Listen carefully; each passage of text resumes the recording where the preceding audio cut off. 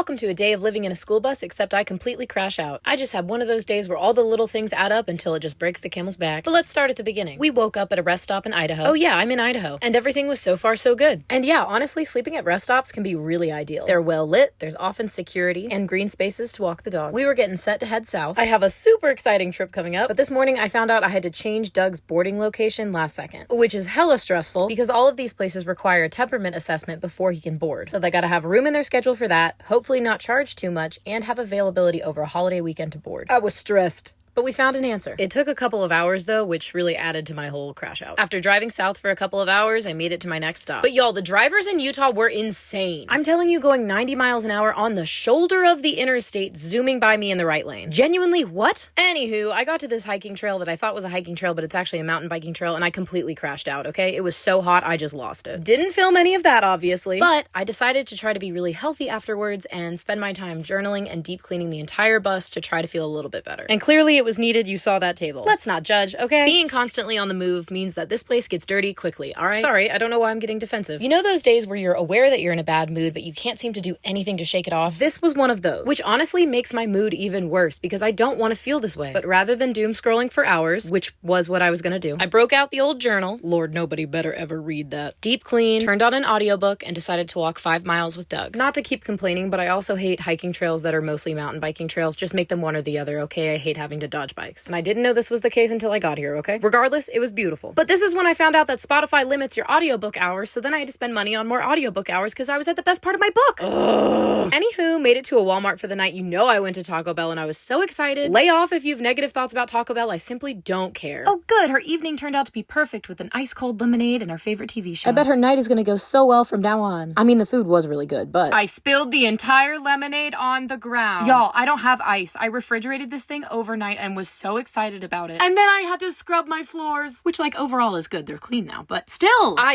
had it with this day. But you know what? We'll try again tomorrow. Quick gratitude practice. I'm grateful Doug's boarding situation is figured out. I'm so excited for my upcoming trip, and we're safe and sound, y'all. Good night, everyone.